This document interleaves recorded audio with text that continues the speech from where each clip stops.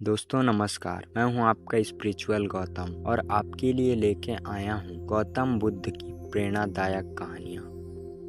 एक समय की बात है, भगवान गौतम बुद्ध एक गांव में धर्म सभा को संबोधित कर रहे थे। लोग अपनी विभिन्न परेशानियों को लेकर उनके पास जाते और उसका हल लेकर खुशी खुशी वहां से लौटते। उसी गांव के सड़क के किनारे एक गरीब व्यक्ति बैठा रहता तथा महात्मा बुद्ध के उपदेश शिविर में आने जाने वाले लोगों को बड़े ध्यान से देखता। उसे बड़ा आश्चर्य होता कि लोग अंदर तो बड़े दुखी चेहरे लेकर जाते हैं, लेकिन जब वापस आते हैं तो बड़े खुश और प्रसन्न दिखाई देते हैं। उस गरीब को लगा कि क्यों ना वो भी अपनी समस्या को भगवान के समक्ष रखे। मन में यह विचार लिए वह भी महात्मा बुद्ध के पास पहुंचा।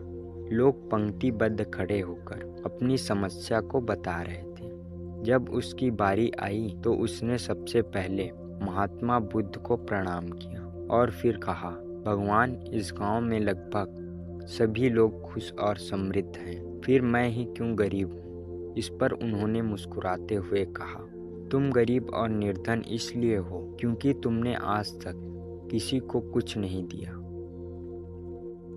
इस पर वह गरीब व्यक्ति बड़ा आश्चर्यचकित हुआ और बोला, भगवान, मेरे पास भला दूसरों को देने के लिए क्या होगा। मेरा तो स्वयं का गुजारा बहुत मुश्किल से होता है। लोगों से भीख मांगकर अपना पेट भरता हूँ। भगवान बुद्ध कुछ देर शांत रहे, फिर बोले, तुम बड़े अज्ञानी हो। औरों के साथ बांटने के लिए ईश्वर ने तुम्हें बहुत कुछ दिया है, मुस्कुराहट दी है जिससे तुम लोगों से आशा का संचार कर सकते हो, मुख दिया है ताकि लोगों से दो मीठे मीठे शब्द बोल सको, उनकी प्रशंसा कर सकते हो, दो हाथ दिए हैं, लोगों की मदद कर सकते हो। ईश्वर ने जिसको ये तीनों चीज दी है वह कभी गरीब और निर्धन हो ही नहीं सकता।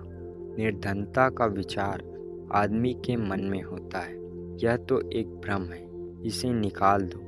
कभी मन में निर्धनता का भाव उत्पन्न न होने, गरीबी अपने आप दूर हो जाएगी।